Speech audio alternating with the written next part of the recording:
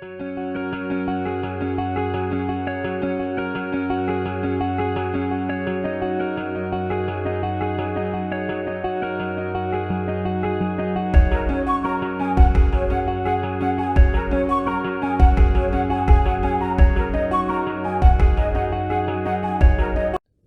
my name is Faith and I'm the owner of FAF Beauty. FAF stands for Fab and Fearless. I make all of these nail polish and have an upcoming lip gloss collection called Fab Gloss. You can order at my website www.fafbeauty.com. Be Fab, be Fearless, be you. Good morning, good afternoon, good evening, and welcome to the Carla Murphy Show, Uniquely Different. I am your host, Carla Andrea Murphy, and we are in for an exciting evening. We're in for a jam-packed show, and we are looking forward to you being educated, enlightened, and encouraged. So I want you to sit back, relax, and enjoy. First, we are just so happy that we're going to have with us and celebrate Miss Faith Amani from Fab and Fearless. She is a 16-year-old youngpreneur. She has created her own nail polish line. It is amazing. The colors are warm, they are bright, they are beautiful. It's a nice, smooth polish, and she's going to tell us all about it. So that's Fab and Fearless is her business. We're so honored to have with us one who is a Toastmaster. Her name is Miss Rose O'Keefe. She is from the Rochester, New York area. We know her as an author. She's a nonfiction author, a writer, a speaker. She's a local historian. She shares ways to reduce bullying and she fosters self-esteem in people throughout her storytelling. She tells a lot about the history of the Rochester, New York area. She's extremely knowledgeable about it, especially the Genesee Valley, the Southwest Rochester, and Rochester's South Wedge. She is an author about one who is familiar to us, Mr. Frederick Douglass and his family.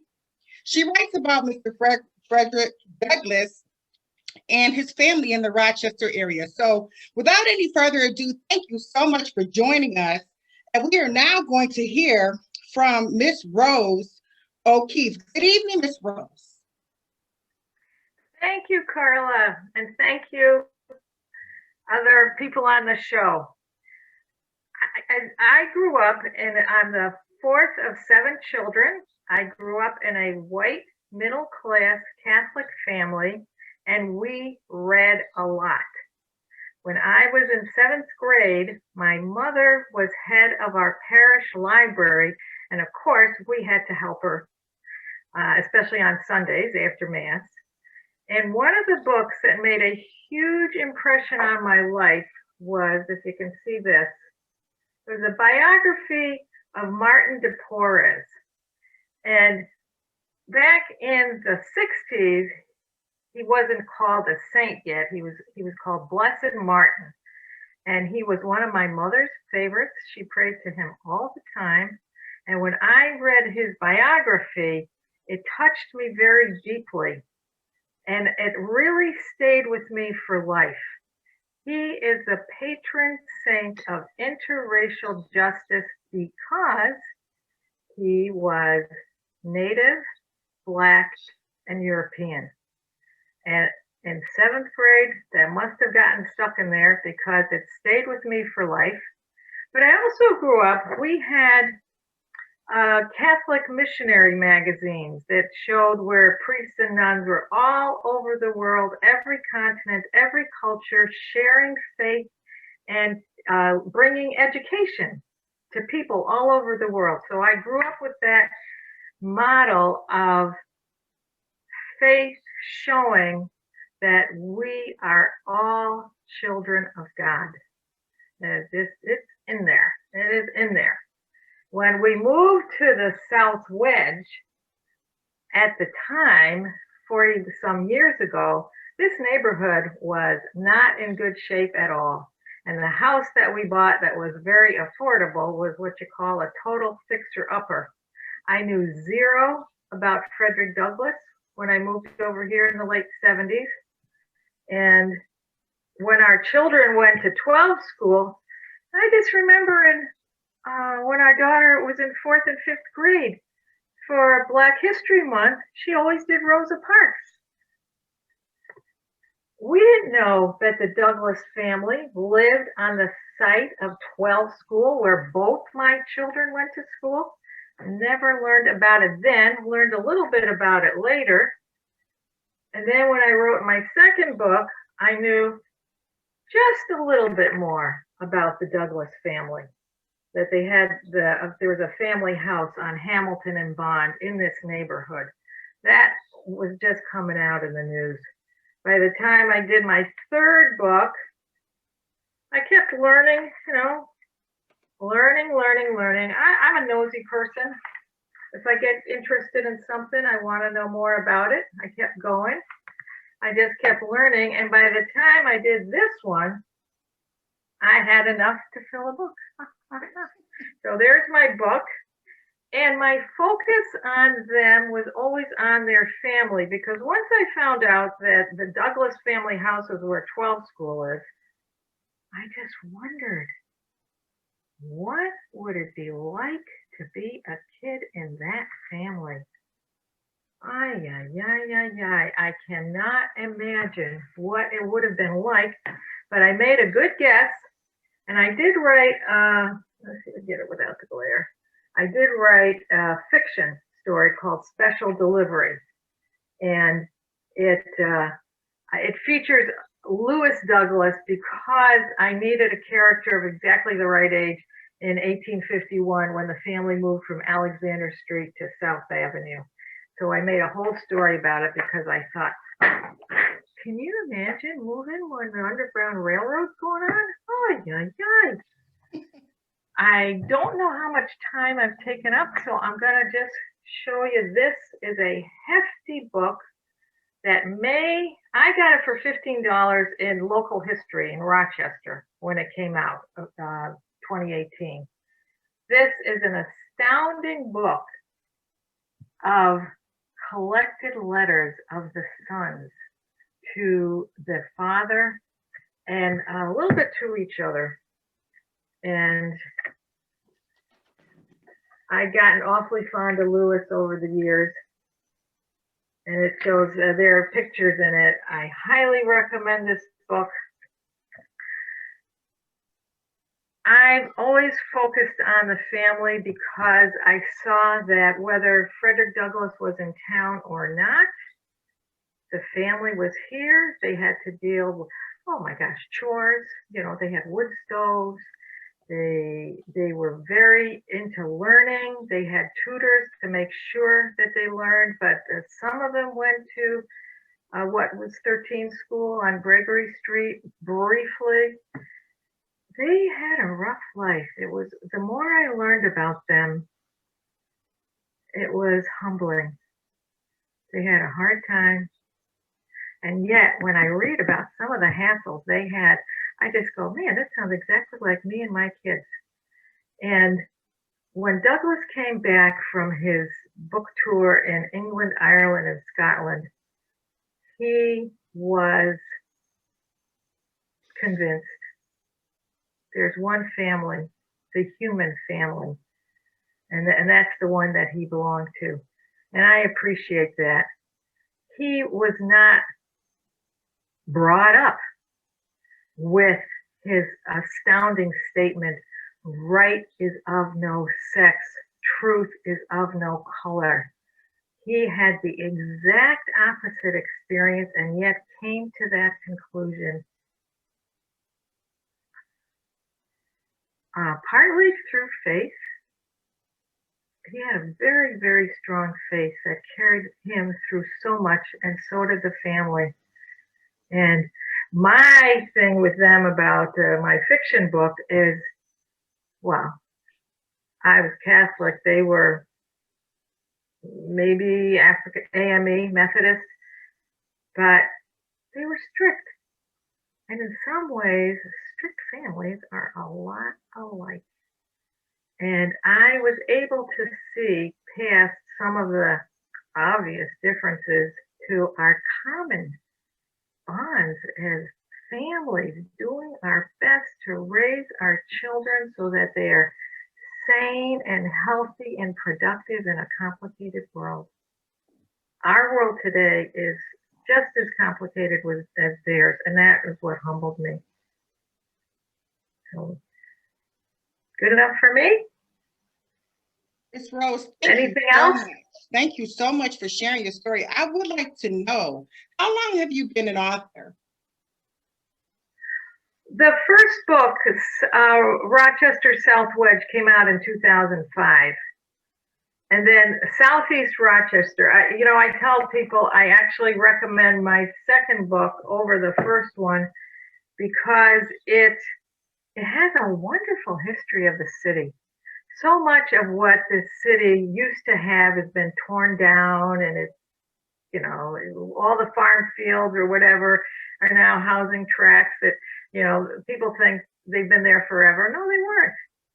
And where the Douglas family moved to 12 school right across from Highland Hospital, that was considered the boonies when they moved out there. And that's why they moved out there, to get away from prying eyes so that the family could have privacy, safety, peace of mind on the edge of the city, right by what we now call Highland Park. It was country. It was out there. Oh, Miss Rose, this has been an amazing story that you've shared. Can you please tell the viewers and the listeners how they can purchase your book? All of my books are for sale on my website, which is rokeithhistory.com. And I know that I've been told I'm a horrible business person because I tell people all my books are in the library. I'm a huge believer in public libraries, and all my books are in the library. But if you're totally interested in a signed copy, you can get one through my website. And actually, if you know me through Toastmasters, you can get it that way. So what is, just one more time, what is the web address? Rokeefe, ROKEEFE history. Oh, I said it wrong. .com, www. Yeah. Oh, dearie, have I messed that up too much? No, you're fine. So we thank you so much for sharing with us on the Carla Murphy Show. We're certainly looking forward to hearing from you in the future on future episodes. And we hope that you have a wonderful evening and be safe out there. Thank you, Miss Rose. Thank you very much. You're welcome. Thank you. And I'm sorry I have to move on. It's okay. We understand. All right. Next up, we're just so excited tonight. It's a family affair. We have Miss Deborah Bullard, who is here with us on the Carla Murphy Show. I know Miss Deborah Bullard to be a Toastmaster. She's a mother, a grandmother. She is a sister, a friend. She is a youth leader. She's a member of the Great Lakes Baptist District Association. I know her to work with the young people. I know her to work as a corresponding secretary. She is definitely a beautiful person. I know her as a Christian educator. She works with Vacation Bible School. She sings in the choir, and she has a background in finances.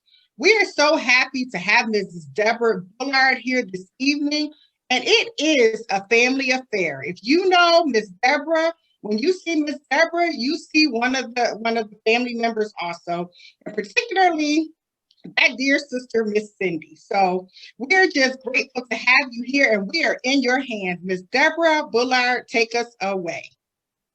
Wow, good evening, everyone. And thank you, Carla Murphy, Miss Carla Murphy, for letting me be on your show.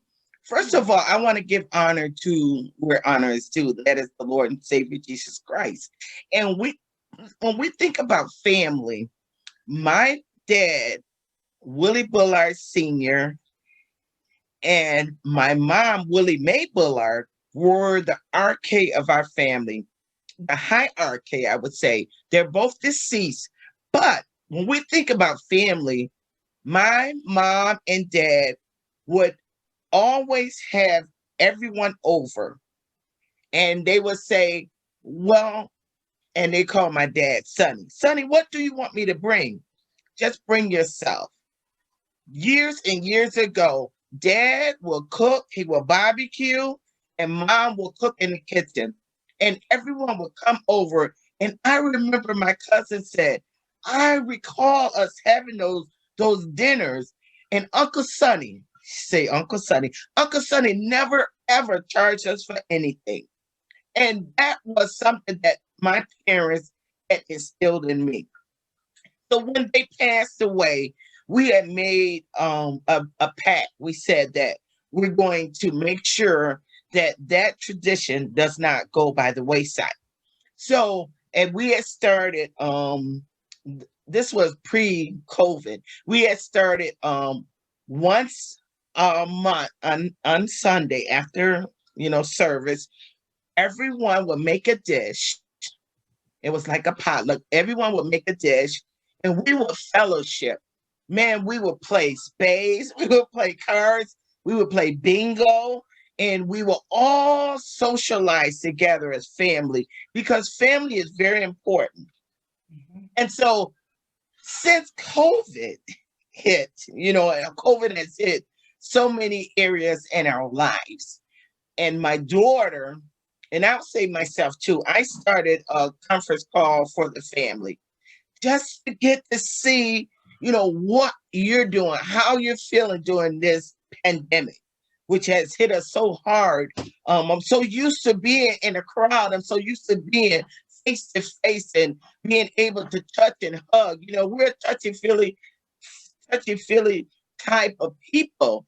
But with COVID, we must stay safe. We must stay masked up. We must stay sanitized. So, but we have these coordination where my daughter did the Facebook conference call with everybody. So from the youngest to the oldest, we got to see each other. And I had some nieces that are out of town in Florida, and we were able to see them. They said how we missed each other. So we know if family missed each other, once that we see, that we used to go to church and have fellowship, we missed each other. So family is so important. I have two daughters and one son. They're all grown. And I have four grandkids. I love reading to my grandkids. And now with the pandemic, my grandkids are here with me. And so they're doing their online learning. And, I had a teacher that sent out a notice saying that it is very hard. It's very hard and they need your help. Parents, guardian, whoever, we need your help. And they said they need your help to make sure the kids, number one, because they're not going out, have something to eat. Number two, making sure that they're get a good night's sleep so they're not slumped over at the computer. Making sure that if they do feel tired, you're there to say, okay, making sure that they're properly dressed. Because we know that with the online learning, they think they can get away with just being in your pajamas. No, you still have to get up. You still have to, wash your face, brush your teeth, have something to eat, be alert so you can learn. And so as a grandparent, my daughter works. So when she's not able to help the kids, I'm there. And they say, Nana, I need your help with this. Now, I'm going to tell you, teaching these days, the way they teach is really hard, but I try my best to do and help them in each and every way that I can. So that's one thing. And being closed in. So they still do activities like gym. You still have to have the blood still have to flow. So they do gym, but that's just one aspect. The other aspect is family, we eat. And I have gained weight. I have gained COVID weight. I tell you. I saw a friend of mine who I haven't seen for a while, Miss Alicia Ling Lewis. She came over, she said, "Oh my God." I said, "Yes, this is COVID. This is because I was a very active person. I went to the gym once a week, and I went to what we call Franklin High School. It was a track. I would do 2 miles a day, 10 rounds around the track. So I was very active. So being in the house and being closed off and not doing things like that, I really set my goal for this year to get back out with my family because my grandkids said, "Nana, can I go with you?" Yes, you can. They need exercise too. So I'm gonna get back out with the family. We're gonna go back to the track. We're gonna go back to, doing things outside. We got to remember, yes, it's COVID, but we got to get back into some kind of normalcy. Some kind. We know it's not going to be the same, but thank God the Lord has made a way that we can do it and we can do it safely. So that's what family is so important. I mean, when I say family, I'm talking about my immediate family. I'm talking about my church family. I'm talking about my friends. That's one thing that I want to make sure everybody is good.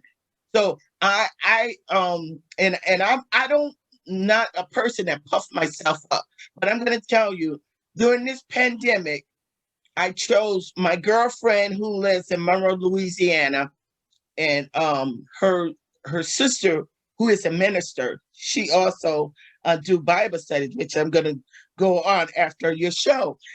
I sent them candy because you know what? Sometimes it's just good to have something, and we consider family to have something from somebody that you never thought they were going to send you something. I sent them some Valentine candy. I said, I appreciate you teaching. Family, you teach you Bible studies. You get to know the word inside and out. And my girlfriend, we have been friends for years. We are considered family. So I sent her candy too. So family is so important when you have people in your life and you want them to to sustain in your life and you want them to have a longevity. Family, to me, I love my family, immediate family, church family, friends. I love everybody. And I want everybody to be okay in this pandemic. So that family to me, that is to my heart, Sister Murphy. And when you said my sister is you see me, you see her. And we recently went on a outing, and she was like so happy because you're in the house all the time. She was so happy, saying this has been the best day I've had in a long time. So family, we continue to love on each other. We continue to help each other, and that's what family means to me. So everyone on this line, I thank you for your time. Sister Carla Murphy, I thank you for having me, and God bless everyone. Thank you so much, Miss Deborah. I feel better because family is everything. And as you stated, family is not only blood. Friends are the family that we choose, our community, as well as our church. But I just have one question, Miss Deborah. When you have those family dinners, is there some fried fish going on? Yes. So I've missed all of the good treats. So I'm holding you to it. I love a nice fish sandwich. Yes. You're more than welcome, Miss Carla. Thank you so much. Lots of love and prayers to you and the entire Bullard family. And thank you so much for coming and joining us on the Carla Murphy Show. For truly, Miss Deborah, you are uniquely different. Thank you so much. God bless you and have a wonderful night. Well, thank you. God bless you also. Thank you. Next up is one who is definitely uniquely different. We know this individual as a member of the Mount Vernon Baptist Church in Rochester, New York. He's the president of the male chorus. He sings in an all-male chorus, the voices of thunder. He is a layman. We know him to be a retired credit manager from WEG Electric. He's a bowler and a great baseball player. He still actively plays baseball. As we can see behind this gentleman, he's won many trophies. He's the father of 3, the grandfather of 7, a godfather of many. Now, I said all of the things that my producer gave me on my flashcard to say about this gentleman. But I want to say about Mr. John Cleveland Phillips, affectionately known to many as Mr. Peter and Uncle Peter. I've heard so many wonderful things about Uncle Peter. I've heard so many things about Uncle Peter. I said, I have to meet this gentleman. And so it certainly has been a pleasure meeting you and sharing with you and your family. And I just want to say thank you so much for serving this country and for being a leader in your family and for all of the things that you do. For surely you are a quiet giant. I know him to come and sing and support. And those godchildren, nieces, and nephews of yours, they love you to pieces. I know that your children and your grandchildren love you, but they love you to pieces. And as a member of the community, and I'm going to take liberties to say I'm an extended part of the Phillips family, but I am so grateful to have you on the show this evening. So without any further ado, we're going to talk to Mr. John Cleveland Phillips, also known as Mr. Peter, and we're going to hear from him today some reflections on African American history. He's going to first talk to us about being a youth growing up in the South. So good evening, Mr. Peter. Good evening, everyone. Thank you very much for having me on the show. You're welcome. I don't know if I deserved all those accolades, but I'll take them. When my wife approached me about this, I'm not one to do a lot of talking about things, but the subject of growing up in the South as a young kid is something I do talk a lot about. It was a great time to be a teenager growing up in the rural South. It was all segregated, went to all black school. And I was privileged to be around at 16 years old actually 14 years old, when the civil rights first manifested itself in the segregated South. And we could see the beginning of things changing, because even as teenagers, excuse me, there was a lot of things that was going on, and that my generation, we didn't understand.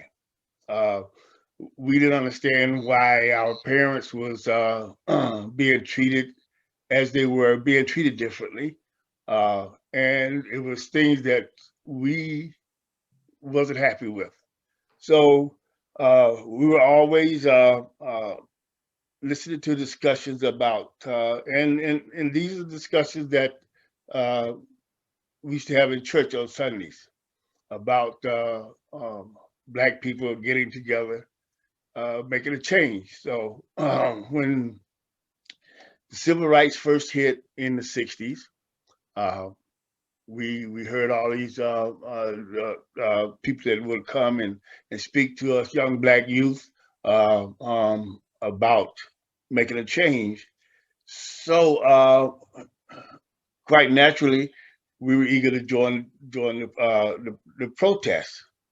And at the age of 16, I had the privilege. I didn't meet Dr. King, but I had the privilege of seeing him. And we were really fired up about doing something about civil rights. So we started the protest. We boycotted the movies, where we had to, as a kid, I remember sitting up in the balcony because we wasn't allowed down in the main part of the movie. I remember riding in the back of the bus. As a matter of fact, the first time I ever come to New York as maybe a 9, 10-year-old, me and my mother had to sit on the back seat.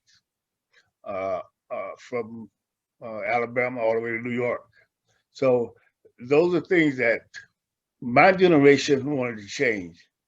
So when these protests began, we were very eager to get out and do these things, and so we hit the streets and started marching, and uh, it became real when I got arrested. I was 16 years old, and they came with the dogs and the state troopers and surrounded us, and it was chaotic. But they arrested hundreds of us, and at 16 years old, going to jail was a very wake up. It was a wake up call. It worried my parents, but the thing about our parents, they never tried to stop us from protesting. They worried about us, but not once they tell us not to. Just when I left out of the house, be careful. That's all my mother would say, be careful. But she knew that we had to do these things. So uh, growing up in an all black school, segregated school, we had secondhand books. We everything that was handed down from the white school.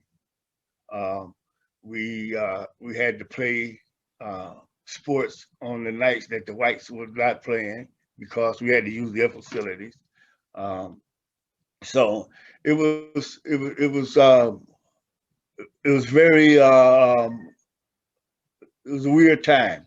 But when these protests started, and we stayed in jail for 31 days, and they wouldn't let our parents see us, and my sisters came down from Rochester, New York, and that was the only way my mother got to see me, because they, being in New York, they came down. They had an idea of how to get these people uh, and how to get a lawyer to get me out of jail. But it was a great experience. It scared me at the time, but we knew it had to be done. So that was my reflection of growing up as a black in the segregated South. But it made me stronger. I wouldn't trade that for the world. It's part of who I am. It taught me a lot, and it made me want to make my kids not have to go through what I went through.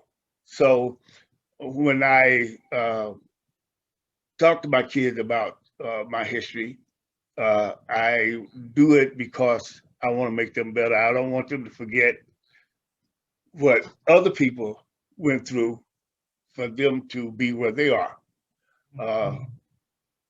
That's what I think about what my father had to go through. He's 100% more man than I could ever be.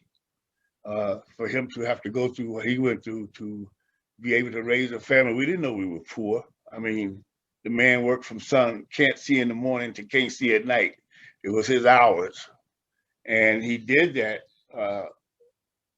with the white man's foot on his neck, so to speak. But he never complained, and he worked hard, and he would make me go to school. Uh, my mother said, "Well, why don't you make this boy help you do this? Make this boy help you." He didn't care about that. He wanted me to go to school, get them grades, and not go through what he went through. So, growing up in the South it was a very tough time, but it was a very educating time. So I marched for justice. I did my little time in jail, and I'm proud of that. I'm not proud of the jail part, but I'm proud of why I was there. And it, I knew that I had to leave the South. Didn't know where to go, how I was going to do that. College was a slim option because of if you had no scholarships, the money was not there. So I knew I had to make my own way. So I come home one day and I told my mom, I said, listen, I'm going into service. So she wasn't quite happy out there because Vietnam was just beginning. But I knew that after thinking about it, that was my best option because I wasn't going to stay in the South and work in the steel mills or work in the Goodyear rubber plant. I knew that wasn't the life for me. I knew that as a kid that that was not going to be the life for me. So in order for me to do that, I had to find another path to get out of the South and to be my own man. I didn't. I had sisters here in New York, but to come here and live off of them was not an option either. I've always been independent, and I wanted to find my own way. So I joined the Air Force, uh, joined the military, uh, did 2 tours in Vietnam, um, became a man real fast. Taught me discipline. Although I had discipline growing up in the rural South with parents like we had, you had discipline. There was no such thing as not being disciplined, but uh, being in service taught me a different type of discipline. It also made a man out of me because I went to Vietnam as an 18-year-old kid. 2 days later, when I saw my first action, I became an 18-year-old man. So uh, I had to learn real fast to think on my feet, uh, to be strong. And people ask me, well, were you ever afraid? I don't think afraid would be the word because we were trained. You thought about things, but you couldn't let things like that bother you. So I did my first tour. I came home um, from my first tour, and when I came back to stateside duty, I was not happy with how we were treated stateside, being black and in the military, as opposed to being in Vietnam. You had a brotherhood. Everybody was brothers, black, white. It didn't matter. So I told my buddies, I say, I'm going back to Vietnam. And they say, man, are you crazy? I said, no. I said, well, over there, I felt like I was really in the military, and I felt like I was a part of something. And so I'm going back. So they didn't believe me. Anyway, 6 weeks later, I was on my way back, and I did my second tour. Um, but being in the military, and I would tell anybody if that's a path that you have to take, I recommend it. A lot of people look down on the military, but it has given me a lot. So um, that is part of who I am now. I don't want to take up too much of your time, but my passion is sports. I love baseball, and I'm also a Buffalo Bills fan. I got my stuff on the wall back here. So, I've played ball. I've recently inducted to the Softball Hall of Fame, Congratulations. which is meant a lot. Not that I played for accolades, but I played for the love of the game. But to be recognized by your peers is something great. So, um, I love kids. I drive school bus part time.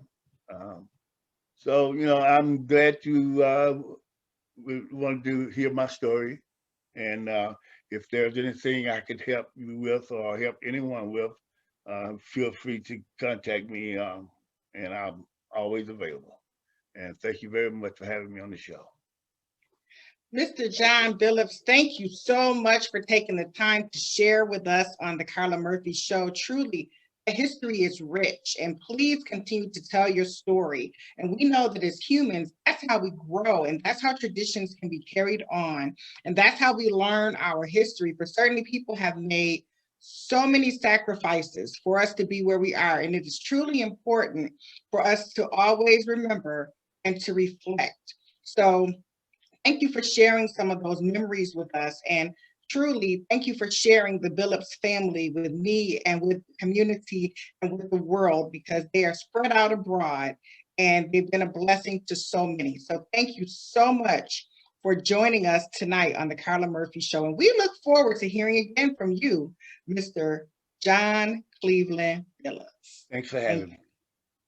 I know that you're excited about this next test. I know that you're excited. I can see the smile on your face, Mr. Billups. Good evening, Miss Nyla. We are so happy to have Miss Nyla Selby here. She's here with us. She's a youngpreneur. She was born in California. She's lived in Florida and Virginia. She currently resides in Houston, Texas. Miss Nyla is a graduate of Georgia Tech in the field of mechanical engineering, where she graduated in 2020. She is currently employed with ExxonMobil as a machinery engineer. She's a dance fitness instructor for the last 15 years. She is one who is excellent with ballet, jazz, tap, hip hop, modern dance. She's a certified Zumba instructor. And we are so happy to have her here with us today on the Carla Murphy Show. For truly, she is uniquely different, and she's going to teach us how to move. So, Miss Nyla, thank you so much for coming and being a part of this show. And I'm sure you're excited to see that smiling face. Mr. John is there, and I know that he's in your heart. Hey, Grandpa. So, Miss Nyla, thank you so much for sharing with us. And I don't know, you may have something you want to share with the world about your greatness, and then you take it away. Sure. No, thanks for having me. I'm really excited to teach a little session. I always enjoy opportunities like this because, like I said, I was telling you privately, Zumba is a great way to keep up fitness for all age groups. So it's something I really enjoy doing, and we can get started if we're ready to go. We're ready. Thank you. All right. So when I start the music, just give me a thumbs up so I know you can hear and see me all right. Okay. Okay. Oye, mi gente, yo vengo presentándote la zumba y ya sé que te va a gustar. Sí.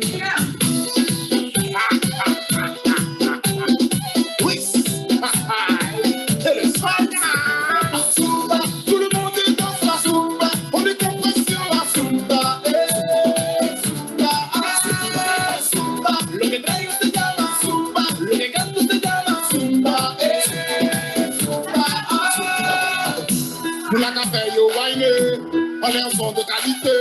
La déguisation nous café yo coupé, longtemps nous qu'a caché vite. Le week-end nous qu'a commencé, sur la jamane nous qu'a mené. Papa café yo décompressé, longtemps nous qu'a caché vite.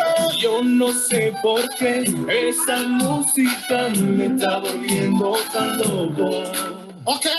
Porque la llevo tan dentro, baila conmigo ya, y tú vas a descubrir lo que la zumba es. Zumba, tout le monde danse la zumba, on est compris sur la zumba.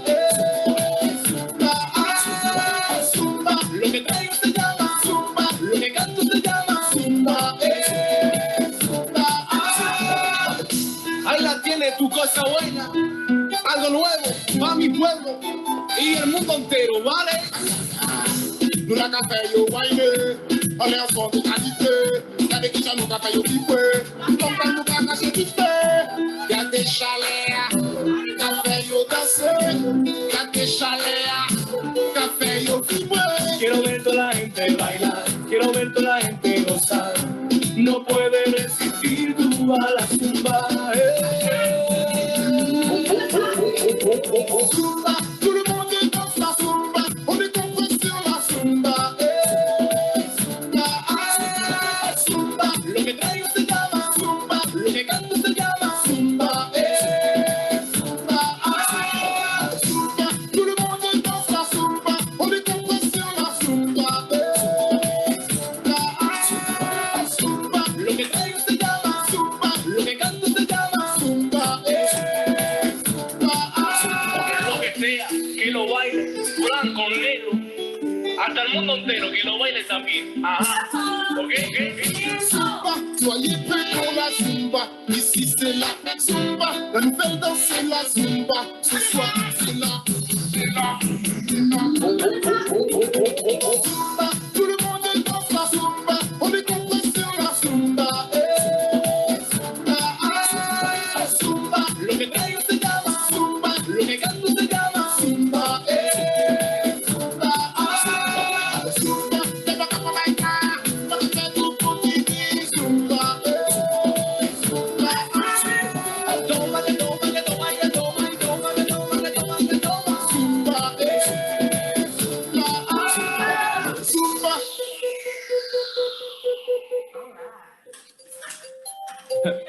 Oh, I already see what it is.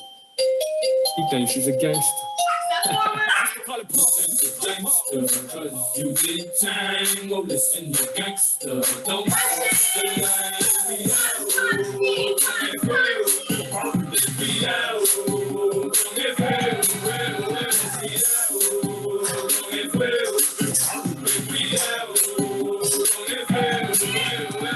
Beamers in and ballers, thugs in and ballers. Ain't nothing safe when things start to look, man. Keep thinking we shook, man. Do 'em like Bethune and Cook, man. You ain't ready for the things to look, Trump. You really think you live? But we can take this thing outside. Park the dump, park the truck, and let them things.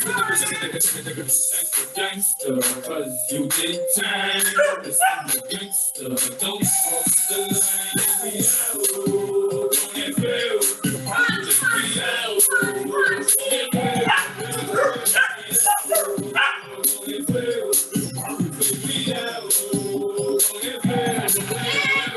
Si me van a tirar, que tiren bien. A mí no me importa quién. Un consejero bien sintiente y cuida que yo vengo siempre. Prepárate, yo no juego. Lo único que tengo es mi palabra y los dos juegos. So respeten el movimiento. Oye, y deja el invento. Vengo, mira papo, lo siento. Pero la verdad es que no pueden con esto. Y si tú crees que lo tienen bien puesto, entonces ponga puesto. Dale. Gangster, cause you did time. Well, listen, you're gangster. Don't cross the line.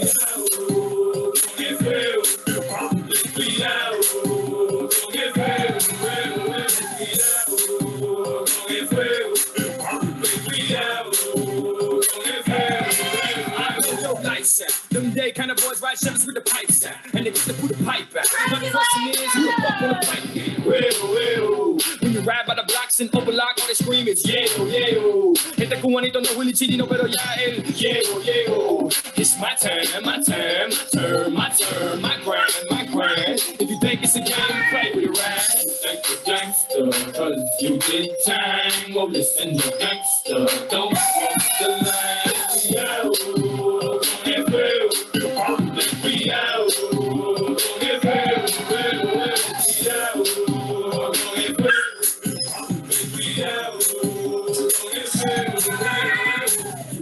Gangster, cause you did time. Well, listen, you're gangster. Don't cross the line. We out. Gonna get filled. We out. Gonna get filled. We out. Gonna get filled. We out. Gonna get filled. Think you're gangster, cause you did time. Listen, you're gangster. Don't cross the line.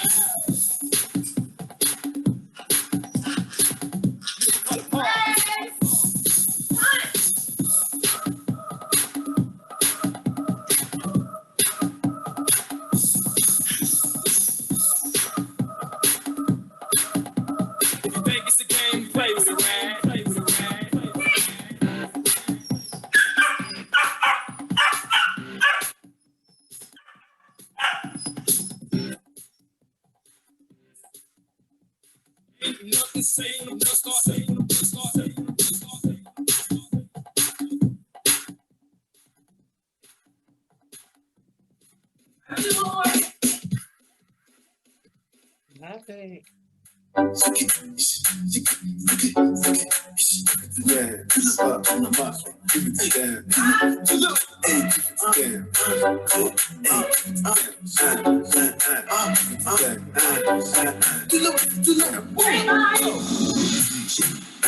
Joanna, you're busy body, busy tonight. Joanna, making all the dummy tonight. Joanna, you're busy body, giving me life, oh, hey life, hey. How you do me like Joanna, Joanna? How you do me like Joanna, Joanna?